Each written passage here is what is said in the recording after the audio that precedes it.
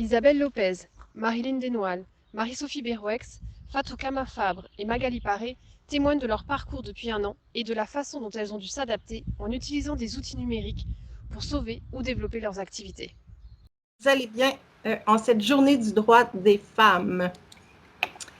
J'aimerais, si vous le voulez bien, que vous preniez ce temps-là pour vous présenter, puis expliquer peut-être les impacts qui ont directs reliés à la COVID sur vos vies personnelles, mais professionnelles aussi, s'il vous plaît. Je vais donner la parole peut-être en premier. Ce que je vois, c'est Isabelle. S'il te plaît, ça va être à toi de te présenter. Merci. Bon, mais bonjour, enchantée. Je suis la CEO de MySmartJourney, qui est une plateforme de distribution de contenu multimédia dans les lieux publics. On sert beaucoup en muséal et en touristique. Et pour nous, la pandémie, l'effet que ça a eu, ça a été de créer une croissance de notre entreprise. Merci Isabelle. Est-ce que tu peux peut-être me dire un peu plus ton parcours? Oui, absolument. Moi, j'ai étudié en marketing, communication, management, relations internationales. Je suis partie, j'ai travaillé en agence, j'ai été en stratégie. Ensuite, j'ai ouvert une boîte qui était un studio web qui a vendu à toutes sortes de clients, autant des deux bords de l'Atlantique, dont MMA en France ou Radio-Canada, CHU de Québec au Québec. Et puis, c'est peu à peu devenu une boîte de stratégie. Et on a travaillé sur toutes sortes de projets qui étaient liés à tout ce qui était tout le 2.0, donc autant l'économie de la collaboration, l'innovation participative, la capacité de faire remonter les idées, etc., etc. Et ça m'a même mené à faire plusieurs conférences, par exemple au Web Today, qui a lieu à Nantes plusieurs années de suite. Très beau moment, tout ça. Et puis, cette année, maintenant, avec le produit MySmartJourney, on a maintenant 3 ans. On va avoir 3 ans, en fait, dans 2 jours. Et puis, on va devenir, et puis on s'en vient sur le marché français. Alors, on est vraiment très heureux de ça. C'est mon parcours de carrière, Jessica. Merci Isabelle. Marilyn, je vais vous laisser la parole, s'il vous plaît. Oui, bonjour à toutes. Donc moi je suis Marilyn Desnoal, je suis gérante d'un petit commerce à Dinard en Bretagne. Et donc le magasin s'appelle S2 Sneaker Spécialiste, donc ce sont des baskets à la mode de toutes les grandes marques connues. Et donc j'ai ouvert mon magasin en 2019, donc ça va bientôt faire 2 ans au mois de juin. Voilà, donc je suis en galerie commerciale d'un hypermarché et donc voilà, j'ai un parcours très commercial mais plutôt B2B et plutôt sur le terrain.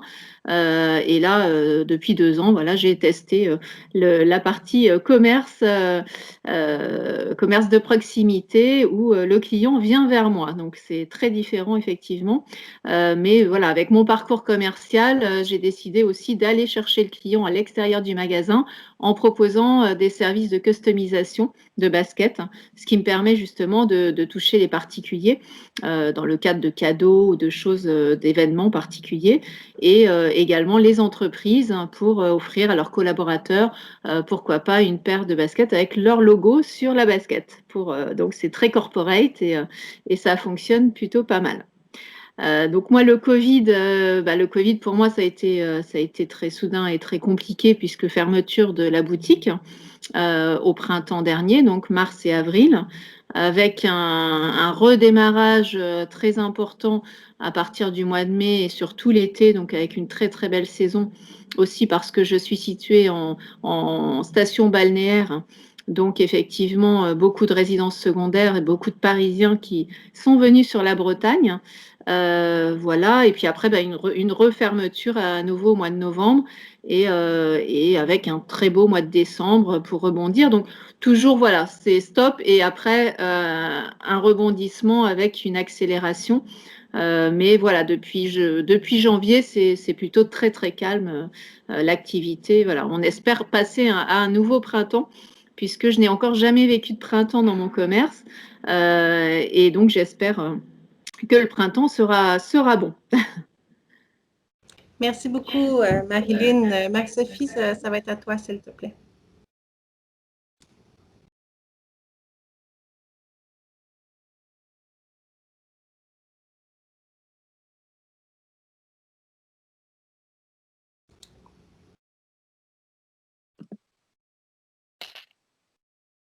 Bon, là, est-ce qu'on m'entend? Oui, je pense que oui. Parfait.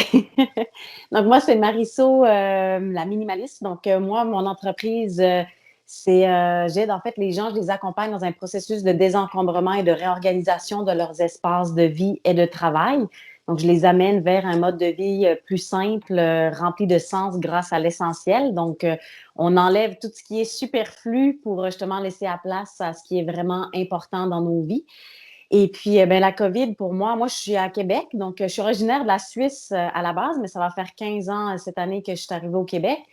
Et donc, moi, je vis à Québec même, dans la ville de Québec. Et c'est ça, ben, le COVID, pour moi, ça a été, au début, ça a été vraiment difficile parce que moi, je vais chez les gens à domicile. Donc là, vu qu'on ne pouvait plus aller chez les gens, j'ai perdu toute ma clientèle d'un coup. Et en plus de ça, mon backup, j'avais encore des contrats en gestion d'événements qui étaient mon ancienne vie. Mais là, l'événementiel a arrêté aussi. Donc, du jour au lendemain, moi, je me suis retrouvée avec plus aucun revenu. Donc, ça a été vraiment comme une grosse réadaptation. J'ai eu la chance de trouver une petite job pour m'aider justement à survivre. Puis, oui, ça a été justement de voir comment j'allais pouvoir réadapter tout ça pour pouvoir continuer quand même à travailler et continuer à vivre de ma passion. Donc, c'est sûr, en plus, moi, mon entreprise est en guillemets en démarrage. Je suis dans 2020, c'était ma 4e année. Donc, c'est sûr que c'était encore pas établi. Puis moi, le problème que j'ai vécu aussi, c'est que mes clients, c'est souvent un momentum. C'est quand ils sont rendus à un moment de leur vie qu'ils veulent le faire là. Puis là, ben moi, je devais couper. Donc, quand je les ai rappelés plus tard, ça a été comme, ouais, mais là, ben, on a pris le temps de le faire nous-mêmes ou c'est plus dans nos projets. Donc, j'ai tout perdu aussi un momentum par rapport à ça, au niveau des conférences aussi, parce que je donnais des conférences. Donc, tout s'est écroulé d'un coup. Puis c'est vrai que ça nous apprend un peu à revoir les choses. Ça saisit sur le coup. Il faut prendre un petit temps d'arrêt pour voir qu'est-ce qu'on fait. Mais après ça, on rebondit puis on trouve des solutions. Merci Marie-Sophie. Je vais laisser la parole à Fatou. Fatou, juste ouvrir le micro avant parce que je l'avais coupé. Merci.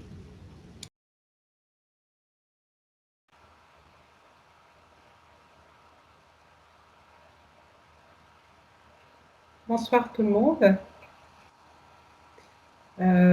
Moi, c'est Fatou.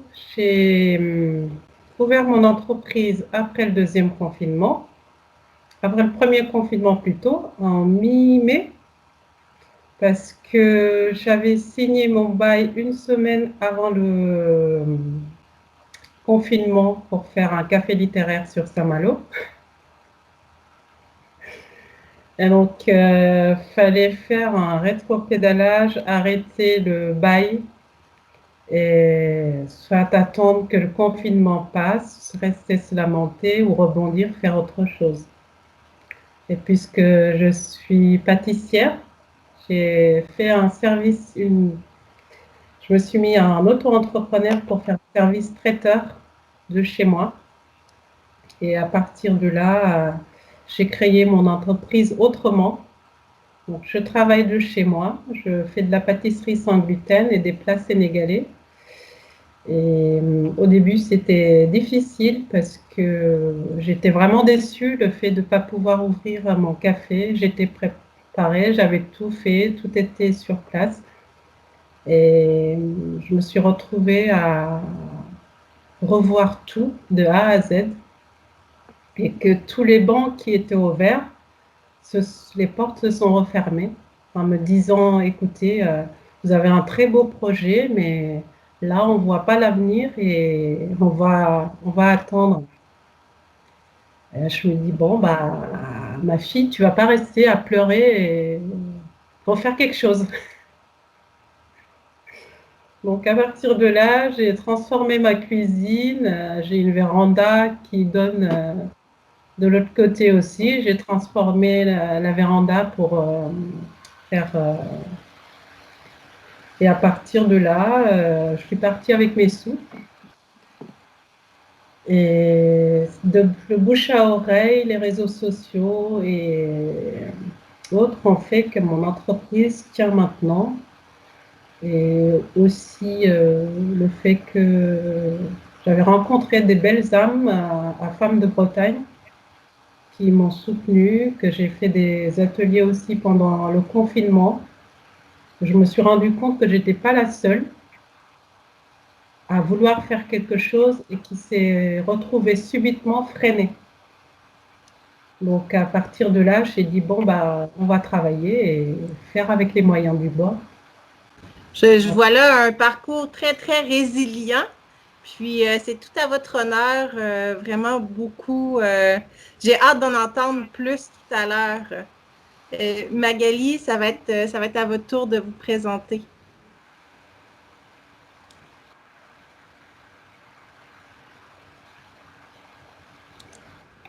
Magali, juste ouvrir votre micro, s'il vous plaît.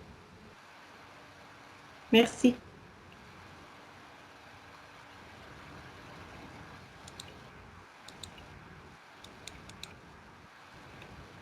Voilà. Vous m'entendez?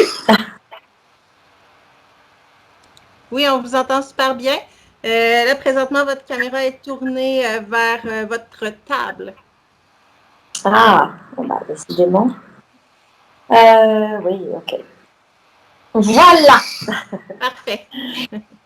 Donc moi, c'est effectivement Magali. Donc je suis basée à Nantes, en Loire-Atlantique. Juste effectivement en présentation, je suis juriste de formation. Donc j'ai fait une formation en droit, voilà, pendant 4 ans, voire même 5. Et puis je me suis orientée après vers une école de commerce. Et parce que je me sentais vraiment, je dirais, plus attirée par le management notamment. Hein, à la suite de quoi j'ai eu des opportunités et j'ai un parcours assez long dans le retail, en fait, en France et à l'étranger, dans la gestion de réseau, où j'ai géré des points de vente, effectivement, en France, mais en Europe et aussi en Amérique du Nord. Voilà. Et effectivement, j'ai été maman sur le tard, hein, pour voilà, des raisons, des difficultés de maman, hein, de future maman. Et j'ai eu ma petite fille, ma seule, unique, à 40 ans. Voilà. Et elle a eu 7 ans il n'y a pas très longtemps. Et en fait, suite effectivement à l'arrivée de ma petite fille, et j'ai même en parallèle, vu que je voyageais pas mal, c'était pour moi inconcevable de continuer l'activité que j'avais. Et j'ai fait des belles rencontres, hein, parce que la vie, c'est ça aussi, c'est des belles rencontres, parce que je pars du principe qu'il n'y a pas de hasard, il n'y a que des rendez-vous. Et à ce moment-là, parce que c'était le moment, eh bien, j'ai rencontré une femme qui avait créé sur Nantes une activité qui était une ancienne, finalement, obèse. Hein. Son mari était biologiste et ils avaient créé tout un système pour accompagner les gens, justement, je dirais, à trouver leur poids de forme. Et j'ai trouvé que la démarche était intéressante parce que ça parlait vrai, en fait, c'était très authentique. Je me suis positionnée pour reprendre déjà cette entreprise, puisqu'elle partait, je dirais, il y avait une reprise d'activité. Et en parallèle, j'ai rencontré une autre femme qui diététicienne, d'ailleurs sur Rennes, qui a été une des premières formatrices des réseaux Biocop. Alors Biocop, c'est une chaîne de magasins nationale en France. Et cette femme, là aussi, une très belle rencontre. Alors j'ai un peu, on va dire, sollicitée parce que j'aimais tellement sa démarche et son approche nutritionnelle que je lui ai envoyé un message et elle a voulu me rencontrer. Et de cette rencontre, effectivement, est né, on va dire, un coup de foudre, si on peut dire, puisque elle avait elle-même créé, on va dire, en plus de son activité libérale, eh bien, un centre de formation où elle formait à l'animation de cuisine, en tout cas des ateliers de cuisine au quotidien, sur le bien manger au quotidien. Et elle a pris aussi sa retraite, voilà, début 2019. Et dans la continuité de ce que j'étais en train de mettre en place, il m'est apparu évident du coup, développer le centre qu'elle avait bien sûr initié sur la Bretagne, à Rennes, de le développer à Nantes. Et du coup, j'ai créé l'école de cuisine santé. Hein, donc, c'est pour le bien manger parce qu'aujourd'hui, moi, j'ai pu constater, et de là, j'ai fait une étude au niveau national, que chacun y va de sa chanson. Hein, c'est une espèce de cacophonie alimentaire. Donc, il y en a un qui vous dit bleu, l'autre qui vous dit vert. Même les professionnels de santé ne sont pas d'accord. Bah, de toute façon, on le voit avec le Covid. Hein, je pense que voilà, chacun a son point de vue. Donc, c'est un sujet qui est très vaste, sauf que la mère de famille, au quotidien, comment elle fait? Quelqu'un qui ne sait pas, ou qui a on va dire, je dirais, qui a besoin de reprendre un peu de pouvoir sur son assiette, il fait comment? Il ne va pas forcément voir un professionnel de santé ou je dirais que moi, ça m'est venu que quand je ne suis pas bon en maths, je ne suis pas bon en physique, je ne suis pas bon en histoire, je vais voir un prof particulier. Mais je ne suis pas bon dans mon assiette, je vais voir qui? Et je me suis dit, il faut créer un peu, pour moi, l'école de cuisine santé, Miam Nutrition Academy, c'est un peu l'école ménagère du nouveau monde. C'est que à l'époque où on nous apprenait à faire à manger, à tenir notre maison, à tenir nos enfants, tout ça c'est un peu perdu. Hein, de part effectivement l'émancipation aussi de la femme. Voilà, on a eu plein de choses à faire et j'ai l'impression qu'il y a un retour. Alors il y a eu l'engouement du bio, mais acheter des bons produits ça suffit pas. Ça suffit pas. C'est comme un plombier si vous voulez qui on va dire que tu n'as pas les bons outils à un moment donné, même s'il a la formation, il n'a pas les bons outils. Ça ne le fera pas. Donc, d'où l'idée de cette école. Et aujourd'hui, cette école, elle a 2 axes. Donc, on a créé un comité d'experts. Enfin, j'ai créé avec des professeurs et on a été approché aussi par un professeur au Canada, pour tout vous dire, l'année dernière, pendant le premier confinement, le docteur Larocque. Et l'approche, si vous voulez, c'est vraiment de dire je forme des professionnels. Donc, on est organisme de formation aujourd'hui reconnu. On va être labellisé là prochainement, on va être audité pour être labellisé en début avril. Donc, on travaille aussi dur parce que c'est un peu des normes ISO et ça va le faire. Et l'objectif, c'est de former des professionnels, que ces professionnels aient un discours en cohésion et que ces professionnels ensuite soient référencés dans un groupement de professionnels au service d'une alimentation et d'une cuisine santé. C'est-à-dire que je suis à Marseille ou je suis à Paris et j'ai besoin effectivement de faire appel à un professionnel, eh bien, je vais aller sur la plateforme Miam Nutrition et je vais trouver quelqu'un à proximité de chez moi. Et on a aussi... Si je comprends bien, excusez-moi Magali de vous interrompre, si je comprends bien, au départ, votre entreprise n'avait pas fait encore un virage numérique, puis là, vous êtes en train de la fonder dans un virage numérique. Ouais. C'est quoi la stratégie que vous avez mis en place, puis les défis, puis peut-être justement les échecs que vous avez vécus, puis on va célébrer aussi vos succès, là. Oui, tout à fait. Je dirais qu'alors, je ne parle pas d'échecs, pour moi, c'est plus des enseignements, parce que je crois que dans la vie, je dirais que c'est des enseignements dans le sens où, je dirais, il faut en faire une force. Hein, quand on tombe, et on est tous amenés à tomber à un moment donné, hein, donc soit on reste à terre, soit on lève un pied et on commence effectivement à marcher pas à pas. Aujourd'hui, par rapport à l'activité, je dirais, il y a à la fois peut-être sur le recrutement, le côté humain, hein, parce que aujourd'hui, il y a beaucoup de personnes effectivement qui veulent se lancer et qui vont chercher de la formation. Hein, mais la formation, c'est pas, si vous voulez, ça se consomme pas comme, je dirais que, on va dire, je vais acheter mon pain, quoi. Hein. Je fais une formation parce que derrière, j'ai un vrai projet. Hein. En tout cas, il y a une vraie démarche derrière. Et je pense que c'est peut-être là où j'ai péché parce que parfois, certaines personnes, effectivement, mais j'en ai tiré les enseignements, où il fallait être peut-être davantage, je dirais, regardante sur le projet. Alors, je ne parle pas d'un projet à 4 ans, mais en tout cas, la visibilité qu'avait la personne sur son activité à venir et pourquoi, la raison profonde, pourquoi elle voulait aller dans ce chemin-là plutôt qu'un autre. Et puis la deuxième, effectivement, oui, c'est le numérique parce que, en fait, nous, aujourd'hui, les personnes avec qui je travaille, clairement, on leur laissait la place, c'est-à-dire, c'était vraiment beaucoup de présentiel. Et qu'est-ce que nous a appris le Covid?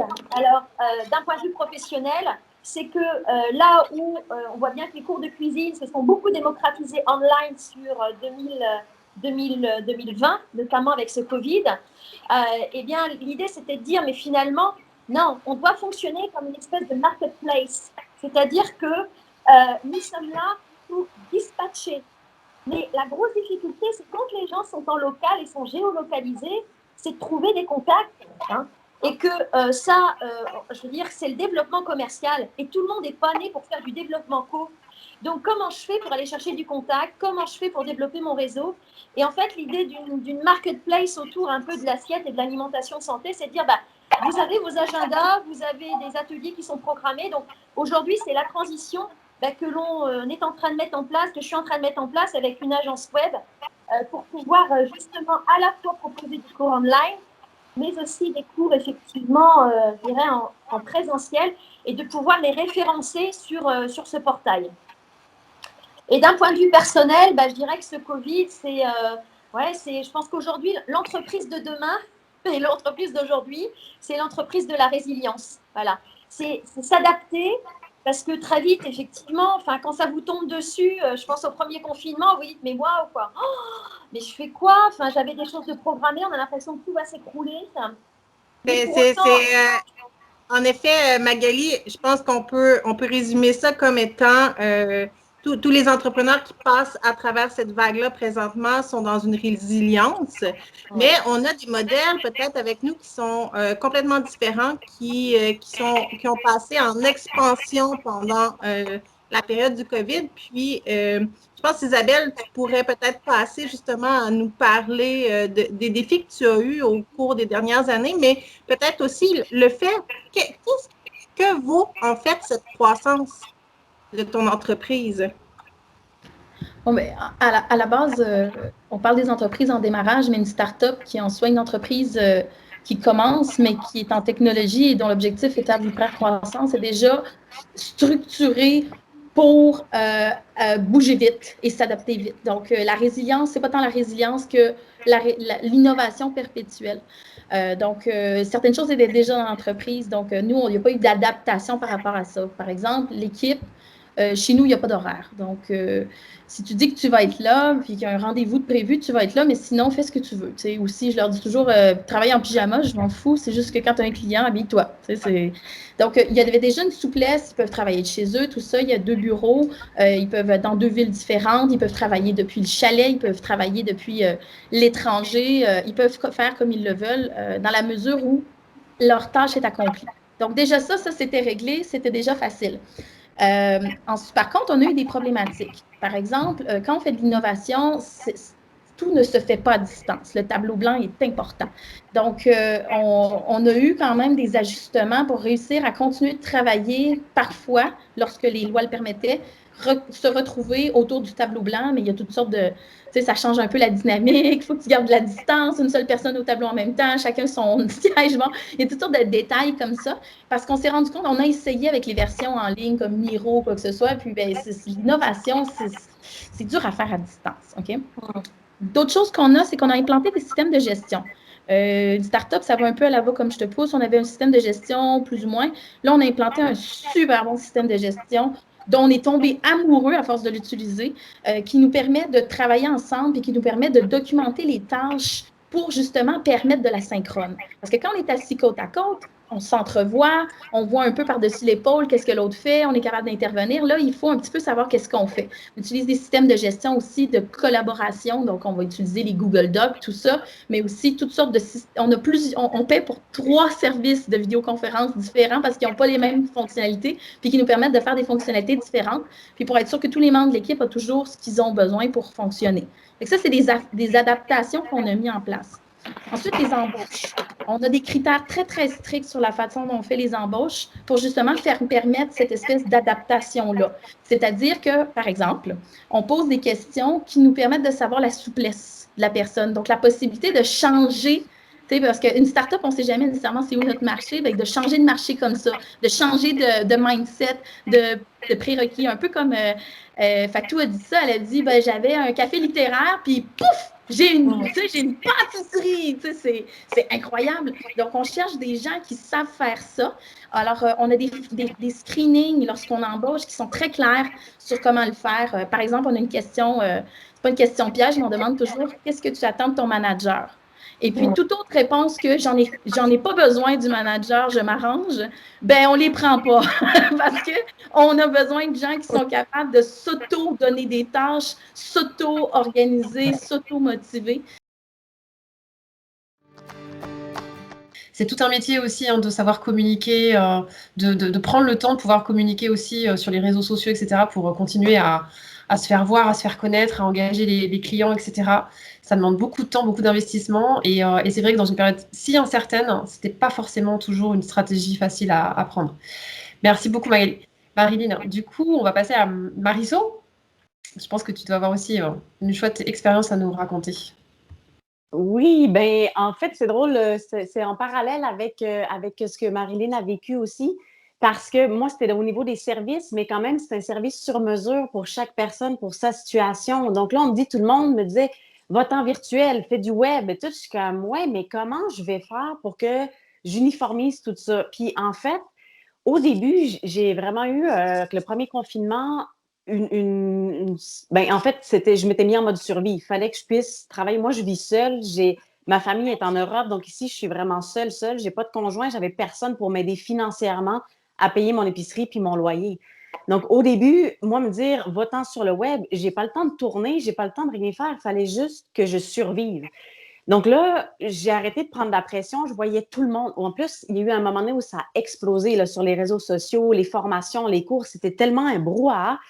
Puis là, je me disais, OK, il faut que je perce là-dedans, mais comment? Puis au début, je pensais que j'avais manqué le train, que je m'étais dit, oh non, j'ai pas réagi assez vite et tout ça. Puis finalement, maintenant, avec le recul, c'est la meilleure chose qui me soit arrivée. Oui, l'année 2020 a été extrêmement difficile, mais j'ai pu prendre du recul, j'ai pu réfléchir à comment je voulais introduire ça à ma clientèle, comment j'allais changer les choses. Et finalement, ce qui est arrivé au mois de janvier dernier, 2021, je pensais même mettre la clé sous la porte. J'avais dit comme, je t'ai épuisée, je ne sais pas comment le faire, je ne vois pas comment. Et en fait, j'ai décidé de m'amuser. À ce moment-là, j'ai comme changé mon mindset. J'ai décidé d'arrêter de vouloir survivre. Puis j'ai lancé un défi minimaliste sur ma page Facebook en me disant, je fais ça pour le fun.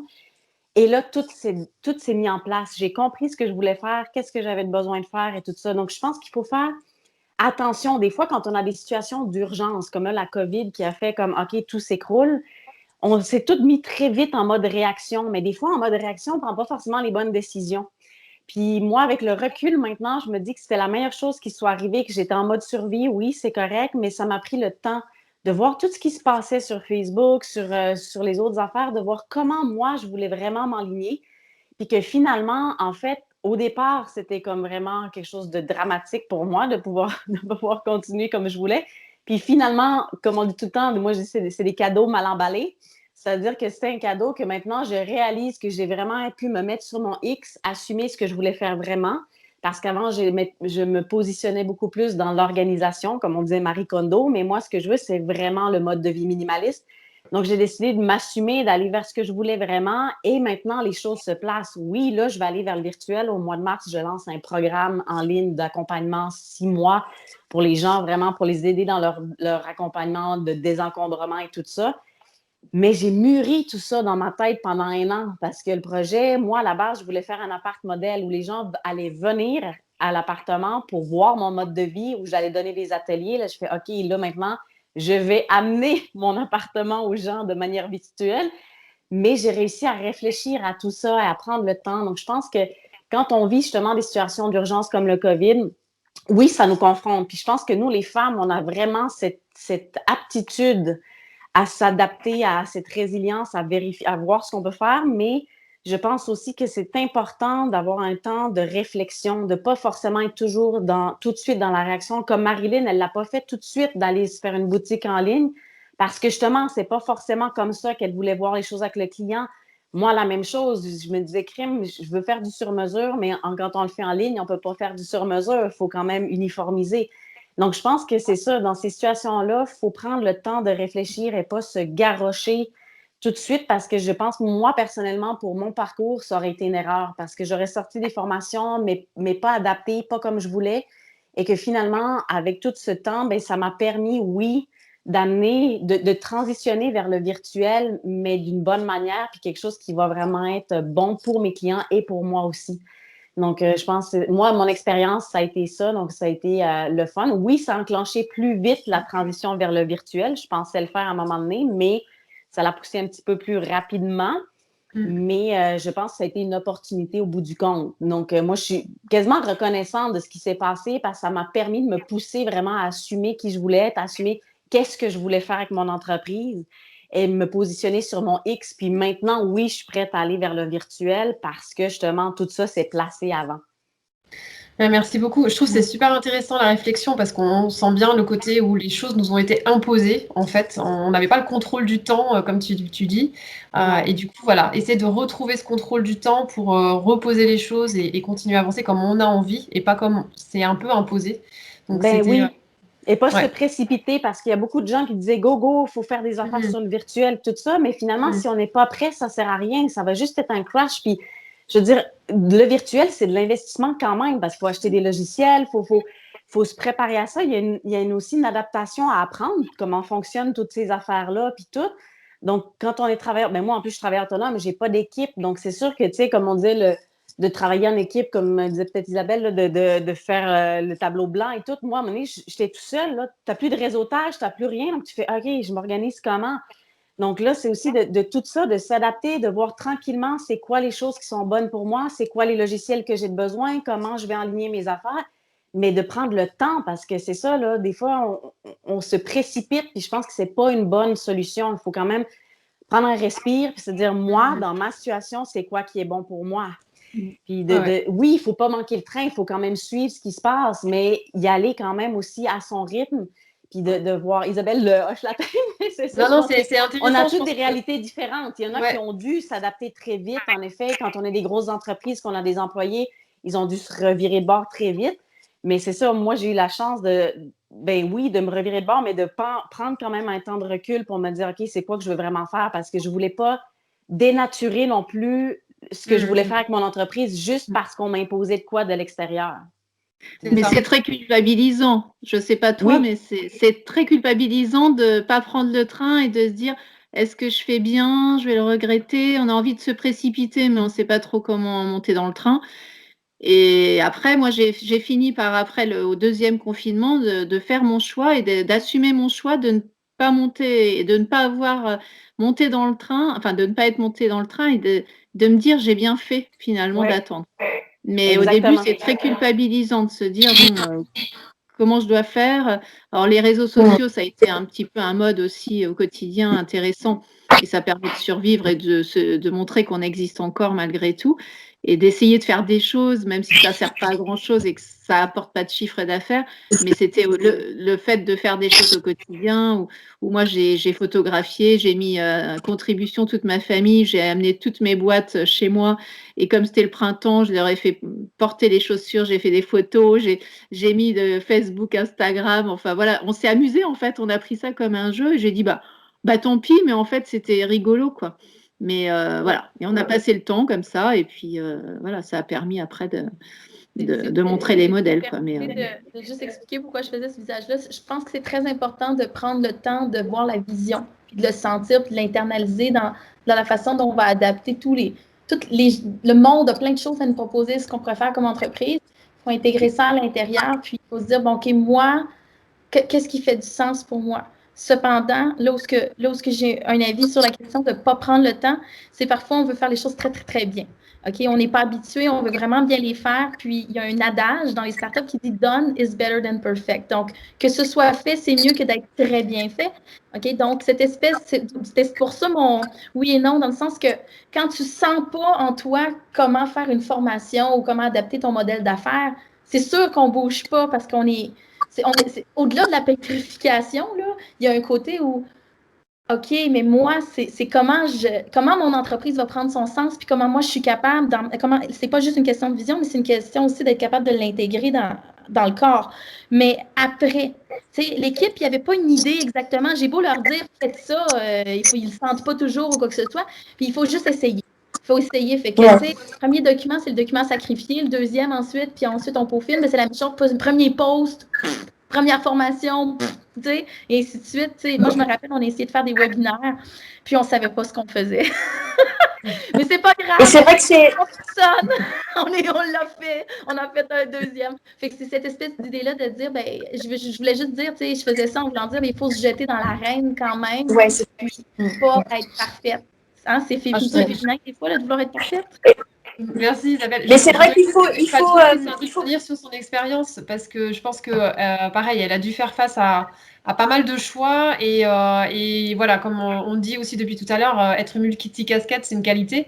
Mais quand on est toute seule à la tête de son entreprise, il faut faire des choix en termes de temps, voilà, on n'est pas expert de tout et je pense que Fatou, elle a aussi quelque chose à nous raconter sur cette expérience qu'elle a vécue dans cette transition numérique. Fatou, je veux bien que si tu veux parler, tu peux, comme ton micro est coupé, enlever le... Voilà, merci. Pour moi, c'était un peu compliqué aussi parce que j'avais déjà une décision à prendre, étant donné que j'avais arrêté mon métier à cause de mes allergies, pour créer une alimentation saine et en fonction des allergies des autres. Et je me disais qu'il fallait que j'ai déjà un lieu sain pour pouvoir travailler comme ça et ne pas avoir un laboratoire que je me suis trouvée privée à cause du Covid et que je me suis dit que je n'étais pas la seule. Donc, il fallait que je m'organise chez moi en tant que mère, ayant les enfants à la maison. Et faire ça en pouvant mettre les enfants de côté et cuisiner à côté, c'était pas possible. Ouais, il y a Donc, cette réalité aussi qui est très difficile. Ouais, ouais, ouais. heureusement que aussi les réseaux sociaux étaient là et que quand on fait un beau travail, les gens peuvent le reconnaître aussi à travers les photos et à travers... et moi, c'est quelque chose qui me passionne. Étant donné que j'ai failli arrêter mon métier pour ça, je me suis dit, il faut que je fasse quelque chose qui est quand même en harmonie avec les autres. Que les gens qui se privent, qui se disent, je ne veux pas manger un gâteau parce que j'ai du diabète ou je ne veux pas faire ça. Donc, c'était vraiment trouver quelque chose qui convient à tout le monde. Mais comment, si je n'ai pas de vitrine, je ne peux pas les attirer.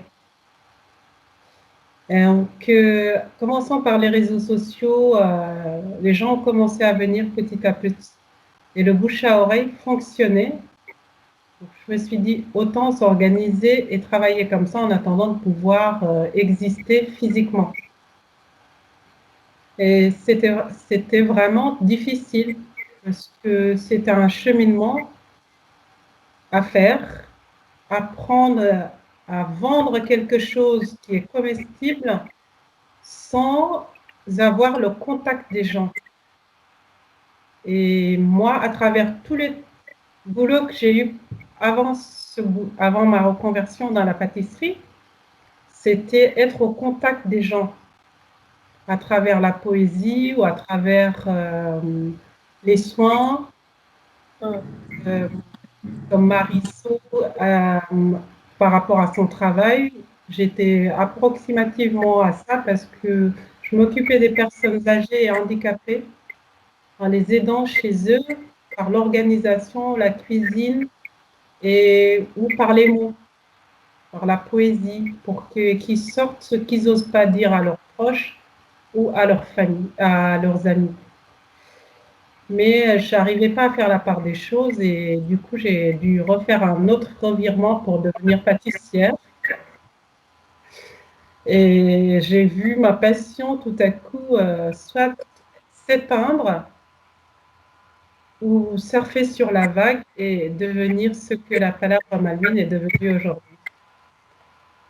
Alors, ce que tu dis pas, c'est que tu as eu la possibilité d'avoir une application qui a permis aux gens de te connaître et surtout aussi de pouvoir, tu as pu commercialiser en fait tes plats à travers cette application et aujourd'hui, tu peux peut-être t'expliquer un petit peu dans quoi justement tu es et comment ça se passe au niveau justement numérique, parce que tu l'as plus cette application, si je dis pas de bêtises.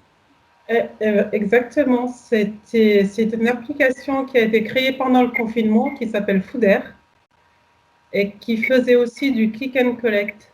Et via un ami qui m'a proposé tout de suite de pouvoir faire ça, j'ai dit oui tout de suite et à partir de là, les gens pouvaient acheter sur l'application les plats et venir les chercher directement. Et de fil en aiguille, je me suis dit, pourquoi pas ne pas faire un site internet, puisque les gens passent déjà par une autre appli pour venir acheter mes produits.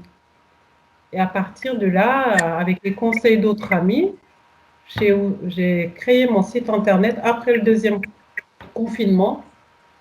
Le site internet est toujours là, mais les gens préfèrent aussi passer directement par téléphone.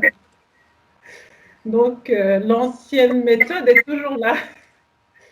Et je me dis que c'est pas mal parce que du coup, ça nous garde le lien qu'on a avec les gens à parler au téléphone que de rester derrière un ordinateur et acheter quelque chose sans avoir de commentaires et sans parler avec la personne qui fabrique. Et ça ramène aussi ce côté humain Ouais, qui complètement. fait qu'on peut être connecté et avoir ce côté humain. Alors, juste avant, merci beaucoup Fatou, et c'est vrai que c'est important de le rappeler, hein, ce côté humain qui nous a tant manqué, qui nous manque encore un peu, beaucoup. Euh, Peut-être, alors vous l'avez déjà tout un petit peu exprimé, mais peut-être en quelques mots, et on va essayer d'être concise avant de passer à la dernière question, parce que le temps passe. Comment vous vous êtes senti, vous, lors de cette transition? En tout cas, face à cette montagne pour certaines qui était devant elles, et ce virage qu'il fallait amorcer. Comment vous vous êtes senti? Alors, on essaie d'être concise, s'il vous plaît. Je vais commencer par Magali, que je vois plus, mais qui est par là. Magali, Voilà, je suis là. voilà. Je veux bien, comment tu t'es sentie, toi, justement, face à ce défi, en fait, qui s'ouvrait à nous, et vraiment personnellement? Bah, quand effectivement j'écoute les différents témoignages, il y a des résonances, hein, notamment, je pense, par rapport aux réseaux sociaux. Hein, je rejoins quand on dit qu'il y avait un espèce de brouhaha et on se dit voilà, qu'on loupe le train et qu'il y a une espèce de charge de travail. On se dit, mais faut que je me forme. Voilà, c'est un peu le couteau suisse, quoi. Hein. Faut que je fasse la communication, faut que je fasse voilà, mon ISO, mes normes ISO pour être labellisé mon centre de formation. Faut que je fasse faut que je produise en ingénierie pédagogique mes formations. Faut que je recrute, et au bout d'un moment, effectivement, on peut être vite, je dirais, débordé. Alors, c'est vrai que je suis d'accord aussi quand on dit qu'il faut poser une première brique. Après, il faut choisir la première brique qui nous correspond. Et moi, je pense que j'ai eu un sentiment à un moment donné où je me suis dit finalement, ce temps off, il faut le faire fructifier positivement, justement en se disant, mais qu'est-ce qui va pas, comment je peux justement optimiser mon temps, hein, avoir aussi un équilibre, hein, entre je dirais sa vie, hein, au sens large du terme, hein, parce que notre vie, c'est pas que le travail. Hein, et c'est aussi prendre conscience de ça, parce que je dirais que ça fait partie aussi de l'équilibre. Et je rejoins, il faut travailler en se faisant plaisir. Et je crois que c'est ce qui est ressorti aussi de cette année 2020, c'est de dire que oui, on peut courir, parce que sur les réseaux sociaux, j'ai vu beaucoup de mimétisme, hein, où tout le monde se copiait, notamment nous, on est dans la cuisine, où chacun y est de sa recette, et puis voilà, il y avait de la gratuité, voilà, de part et d'autre. Et à un moment donné, je me dis, mais oui, il en faut, mais à quel prix? Voilà, est-ce qu'on doit tous aller dans la même direction? Est-ce qu'on doit tous effectivement fonctionner? Est-ce qu'on fonctionne tous de la même manière? Ben non, non. Alors, on arrivera peut-être tous au même endroit à un moment donné, mais on ne prendra peut-être pas les mêmes chemins. Et effectivement, c'est le recul. Et puis, avant de s'engouffrer dans une surcharge, on va dire, ou une charge mentale. Voilà. Oui, tout à fait. Non, c'est très intéressant. Je pense qu'on pourrait parler des heures, hein, sur tous ces thèmes qui surgissent tout le temps. On va continuer avec Marilyn, du coup. Alors, Marilyn, toi, voilà, quelles ont été vraiment ces sensations que tu as pu avoir à ce moment-là? Tu l'as déjà dit un petit peu, mais vraiment, quand tu as vu ce qui s'est passé et comment il fallait que tu réagisses, est-ce que c'était quelque chose pour toi assez naturel ou pas, ou...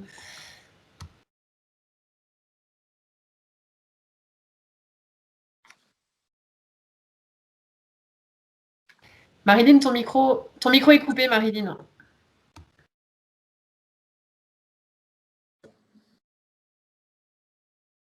Est-ce que c'est bon? Vous m'entendez? Oui, c'est bon. Au premier confinement, le 15 mars, pour nous, dès le 1er mars, il y avait déjà plus personne dans les magasins, donc ça a été très, très long. Et quand ils commençaient à parler de confinement, moi, j'espérais qu'une chose, c'est être aussi confinée. Si toute la famille va être confinée à la maison et pas moi. Et puis en fait, du coup, j'étais contente finalement. Je me suis dit: «Bon, bah, c'est vraiment un temps d'arrêt», parce que, bah, j'étais à fond depuis 1 an et demi et du coup, depuis l'ouverture du magasin, donc pas de vacances. Donc là, sur le moment, j'ai soufflé, j'ai dit: «Bon, bah, au moins on est tous au même niveau». Donc, j'ai profité de la maison, des enfants. Bon, après, ça a été plus compliqué avec l'école à gérer à la maison, etc. Mais bon, moi, le premier mois, j'ai pas vu le jour parce que là, il a fallu que je mette mon nez dans les chiffres, hein, et j'ai géré tout ce que je déteste faire aussi, tout cet administratif, de savoir où j'en étais, des comptes, de tout stopper mes prélèvements, de demander un PGE à la banque, enfin tout ça, il fallait que je fasse un prévisionnel de chiffre d'affaires sur une année qu'on savait pas où on allait. C'était super compliqué et là j'ai mis mon nez dans les chiffres alors que vraiment je naviguais à vue depuis le début de l'entreprise et du coup ça m'a obligée à y voir plus clair, à avoir finalement une visibilité sur l'avenir, mais sans l'avoir vraiment, mais en termes de chiffres et de chiffrer les choses et d'acquérir cette tranquillité d'esprit de se dire bon, je vais pouvoir gérer et financièrement ça va passer. Bon, ça a été le premier mois. Et puis après, le deuxième mois, je me suis amusée à faire des photos dans le jardin. Enfin, donc finalement, j'ai dit, bon, puisqu'on est là, on est pas mal. Finalement, on va profiter un peu. Donc, bon, voilà, ça a été... mais bon, ça m'a permis de réfléchir à ce que je voulais vraiment aussi et à me dire, bon, finalement, voilà, moi, ce que j'aime, c'est le magasin et j'y suis bien. Donc, et le deuxième confinement, je l'ai vécu. En fait, j'ai pas été confinée parce que là, j'en avais le droit. Moi, j'étais fermée et j'ai été tous les jours, hein, comme les enfants et allaient à l'école, j'amenais les enfants et je venais au magasin. Je ne pouvais pas l'ouvrir, mais du coup, je travaillais dans le magasin. Je gérais l'administratif et j'ai fait un petit peu de visio. J'ai utilisé les réseaux sociaux à faire du visio shopping, des prises de rendez-vous pour montrer le magasin. J'ai fait avec quelqu'un que je connaissais un 360 dans le magasin pour prendre les photos et faire un visuel sur Internet. Voilà, j'ai activé des choses plus sur les réseaux sociaux et sur la custom puisque ça m'a permis, grâce aux réseaux sociaux, de pouvoir continuer à avoir des commandes de custom. Et comme on pouvait circuler plus qu'au printemps, là, du coup, ça m'a permis de gérer mes commandes et de faire un minimum de chiffres. Pas grand-chose, mais j'ai été très occupée finalement. Donc, j'ai bien géré, j'ai mieux géré les choses, mais voilà, je m'adapte, je suis quelqu'un qui m'adapte. Et là, je ne pensais pas non plus pouvoir passer tout ça. Et finalement, on en ressort plus fort. Et finalement, voilà, tout peut arriver, même si c'était improbable, hein. On n'imagine pas quelque chose comme ça. Et quelque part, on se dit, bon, s'il y a un troisième confinement, il y aura un troisième confinement. Maintenant, moi, je vois les choses beaucoup plus sereinement malgré tout. Je me sens plus armée et ça m'a obligée aussi à avoir plus de sérénité et à ne pas subir mon entreprise finalement et à la vivre pleinement. Et à en rester maître, à connaître mes comptes, à savoir où j'en suis tous les jours et à ne pas subir mon prochain bilan, parce que le nerf de la guerre, c'est le chiffre. Mais bon, voilà, j'essaye toujours d'être active et d'être actrice de mon entreprise. Ouais. Très intéressant. Merci beaucoup, Marilyn. Isabelle, est-ce que tu veux rebondir un petit peu sur ce que tu entends et nous partager toi aussi tes sensations du moment? Je pense que c'est une question aussi de comment on décide d'aborder les choses. Moi, ce qui m'a vraiment changé le regard, c'est après 2 semaines de confinement, une personne avait publié ça, il avait dit qu'est-ce que vous allez, parce que ça va se déconfiner, puis effectivement, au début, ça s'est déconfiné relativement rapidement, après 1 mois. Puis la personne c'est un homme, il avait dit de quoi allez-vous, qu'est-ce qui va vous manquer lorsque vous allez déconfiner? Qu'est-ce qui va vous manquer de votre confinement? Et il dit, faites la liste et focussez là-dessus. Et moi, j'ai fait ça, puis ça m'a donné une joie profonde. Justement, tu sais, Marilyn, quand tu dis de connaître ton bilan tout le temps, parce que justement, tu n'as pas de transport, etc., tu as le temps de tout le temps être dans tes chiffres, vérifier ça. Mais quel pouvoir quand même là-dedans, tu sais, c'est de réorganiser son temps, de découvrir qu'on a plein d'autres façons de faire, qu'on a autant de ressources, qu'on peut rebondir. Quel pouvoir là-dedans, tu sais, de voir les enfants tous les jours, pas arriver après eux. Quel pouvoir là-dedans, tu sais, quelle joie. Fait que, tu sais, je pense qu'il faut vraiment regarder, bon, elle est où l'opportunité, elle est où la joie, et il est où l'espace où au contraire, on gagne en force. Puis, de miser là-dessus, puis de voir est-ce que je peux pas reproduire ça, puis créer vraiment des systèmes qui renforcent cet effet-là. Donc, ce serait ma recommandation pour 2021. Waouh, c'est très puissant comme message. Merci beaucoup, plein d'énergie. Super, merci beaucoup Isabelle. Marisol?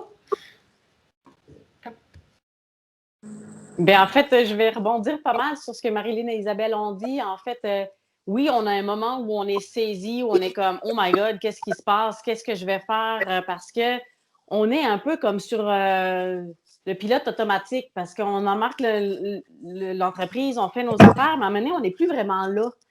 Mais là, c'est comme une claque d'en face un peu, parce qu'on doit s'arrêter, puis on doit vraiment faire le bilan. Moi aussi, j'ai dû vraiment aller regarder mes chiffres, aller me dire, OK, c'est où que je peux couper? C'est où que ça ne marche pas dans mon entreprise? C'est quoi qui se passe? Alors que quand on est des fois tellement dans le roulement, on ne prend pas le temps de faire ces affaires-là parce qu'on se laisse un peu dépasser, puis on suit, puis on voit plus ce qui se passe. Donc oui, moi, ça a été vraiment une claque d'en face où j'ai fait « Wow, attends un peu, là, comment je vais m'en sortir? Qu'est-ce qu'il faut que je fasse? C'est quoi qui sont les endroits où je perds de l'énergie? C'est quoi les endroits qu'il faut que je mette de l'énergie plus? » Pour justement réévaluer, en fait, l'état de santé de ton entreprise, savoir où elle est, puis où tu veux l'amener. Donc, moi, je le vois vraiment maintenant comme un cadeau parce que moi, je t'ai pris là-dedans, puis je ne le voyais pas. Je perdais de l'argent à plein d'endroits, je perdais de l'énergie à plein d'endroits aussi, que là, j'ai fait comme, OK, non, attends un peu, là, je me suis mis à faire des automations, des choses que je ne faisais pas avant, que j'ai comme dit, OK, là, il y a des choses qu'il faut vraiment que je travaille parce que je perds de l'énergie à parler à chacun de mes clients, puis à leur envoyer mes dispos, chacun personnalisé, ça ne marche pas. Donc, on est tous en train de travailler ça. Donc, moi, je pense que c'est ça. Ça a été, au début, très saisissant, mais ça a été vraiment, comme on appelle, un wake-up call. Là. C'est comme le réveil, puis comme, OK, go, là, maintenant, qu'est-ce que je fais, où je m'en vais? Puis je pense que moi, ça m'a donné un deuxième élan parce que j'étais comme dans ce roulement-là, puis d'essayer justement de faire grossir mon entreprise, mais je ne savais pas trop comment parce que je ne me posais pas les bonnes questions, puis je n'allais pas fouiller où je n'avais pas le goût d'aller. Comme moi, mes chiffres, aller les voir, ça ne me tentait pas. Donc là, j'ai été obligée de le faire. Puis maintenant, j'ai fait comme, OK, je suis en contrôle beaucoup plus de mon entreprise. Je sais où elle est, où elle s'en va, puis comment je dois faire. Donc moi, je trouve vraiment que c'était une magnifique opportunité finalement. Puis dans mon domaine aussi, parce que les gens se sont retrouvés à la maison, puis que finalement, ils se réalisent que, oh boy, il y a peut-être des problèmes à la maison. Avant, on fuyait tout le temps, donc ils ne voyaient pas ce qui se passait chez eux. Donc moi, je vois que les gens aussi ont un changement d'attitude par rapport à ça. Donc, moi, je le vois vraiment comme une opportunité, mais il faut pas manquer le train, c'est-à-dire qu'il ne faut pas réagir des fois trop vite, mais à un moment donné, il faut embarquer quand même. Il faut être en action, puis il faut bouger, parce que si on attend juste que ça redevienne comme avant, ça, je pense que les entreprises qui attendent juste que ça revienne à la normale, c'est les entreprises qui vont disparaître malheureusement. Là, il fallait quand même rebondir, puis je pense que c'est ça, c'est des affaires qui nous shake, mais en même temps qui nous ouvrent plein d'options puis plein d'opportunités. Donc, moi, je pense qu'il faut juste comme sauter sur l'occasion puis voir le positif, s'amuser. Moi aussi, j'ai changé vraiment mon optique, comme disait Isabelle, là, d'avoir du plaisir, de changer les affaires, de plus voir juste la job comme la job puis de me dire, crime, la vie, elle peut virer sur une scène puis on ne le sait pas quand ça peut changer.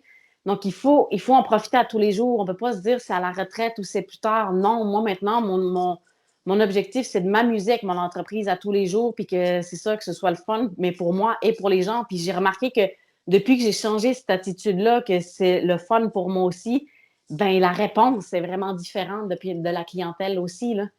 Donc, je pense que c'est ça. En gros, moi, c'est ça que j'ai vécu. Donc, un gros choc. Puis après ça, on rebondit, puis on voit le côté positif, puis on avance, on se met en action, puis on avance. Je trouve que les femmes sont vraiment merveilleuses. Vous êtes vraiment merveilleuses. Vraiment, il y a eu énormément d'adaptations, il y a eu énormément de remises en question, mais rapides malgré tout. Donc vraiment chapeau, quoi, un grand chapeau. Enfin, c'était très, très, très intéressant de vous écouter. Fatou, est-ce que tu veux également réagir sur ces propos? Alors, ton micro est encore coupé, Fatou.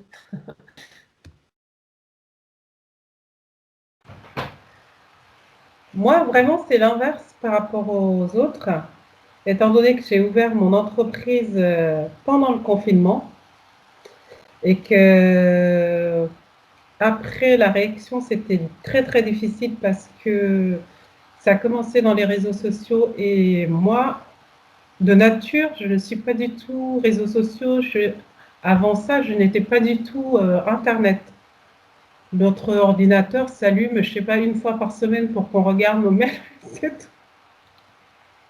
Et tout à coup, je me retrouve à recevoir des messages sur Instagram, sur Facebook et sur Messenger et autres. J'étais complètement à l'ouest. Je dis, je ne vais pas y arriver. Il faudrait que je mette un frein sur la...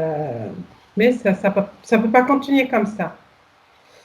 Et entre-temps, nous, on était malades du Covid, et très, très malades. Au fait, ça m'a permis de me dire, au fait, il faut faire un tri. Parce qu'on court dans des choses où on ne maîtrise pas et qu'on a juste ce qu'il faut chez nous pour pouvoir s'organiser et faire la part des choses. Et sentir juste qu'un claquement de doigts, je peux tout perdre. Ma vie, la vie des gens que j'aime, ça m'a fait appuyer sur le frein et dire que je vais faire ça. Par contre, le client, quand il m'appelle et que j'ai autre chose à faire, je lui dis, on va attendre la semaine prochaine. Aujourd'hui, je ne peux pas faire ça. Je dois faire ça avec mon enfant ou je dois faire ça avec mon mari, mais je ne peux pas faire ça. Et à partir de là, ça s'est trié vite dans ma tête. J'ai fait des priorités, ça, et m'organiser autrement. Mais autrement, c'était vraiment la panique parce que je ne maîtrisais pas les réseaux sociaux et que répondre des messages tout le temps, j'y arrivais pas parce que c'est pas mon genre d'être tout le temps sur les réseaux sociaux. Et finalement, après ça, quand on s'organise, on trouve, chaque chose trouve sa case. C'est toujours du mal parce que quand on travaille chez soi, on a toujours du mal à compartimenter les choses. Mais finalement, le fait qu'on se met juste au bord de la falaise et de se dire « je peux vaciller d'une seconde à l'autre », ça permet au cerveau de faire un tour en arrière et dire « non, stop, il faut que tu mettes la priorité sur cette chose-là et après, les autres suivront au cours. » Mais moi, c'est ça qui m'a sauvée. Le fait d'être malade et voir mes proches d'être malades vraiment. Et finalement, le Covid a quelque chose qui nous apprend d'être nous-mêmes. On devient tous un peu philosophe, mais en fait, ça rejoint quand même un peu ce que disaient aussi les autres Fatou, hein, sur le côté prioriser, apprendre à repenser les choses d'après soi et pas nécessairement d'après un système ou quelque chose qu'il faut absolument faire. Donc ça rejoint un petit peu quand même ce que les autres panélistes ont pu dire tout à l'heure. Ouais. Mais écoutez, merci beaucoup pour tous ces échanges. Je pense qu'on pourrait encore continuer tellement longtemps parce que je pense que tout le monde a eu tellement de choses, tellement d'apprentissage durant ce temps-là. Je vois que d'un côté et de l'autre de l'Atlantique, en fait, on a vécu des choses très similaires et ça, c'est aussi chouette. En fait, c'était un peu le but de cet échange-là, de voir comment ça avait été vécu d'un côté et de l'autre. On a tous été baignés sous la même cloche à un moment donné et toujours encore, je crois, en ce moment. Donc, chacune avec ses propres ressources et en même temps on y va quoi. On croche dedans et c'est ce que je ressens moi, c'est quand même il y a personne qui se dit j'arrête tout et j'en peux plus. Là on a en tout cas en face de nous aujourd'hui des femmes qui ont envie d'y aller, qui sont optimistes hein, malgré tout, avec porteuses d'espoir sur le reste, sur le fait de savoir aujourd'hui concilier mieux peut-être les aspects numériques et le contact physique qui reste quand même quelque chose de très très important, le contact humain. Donc merci beaucoup pour vos interventions et je vous souhaite à toutes un beau 8 mars. À bientôt. À bientôt.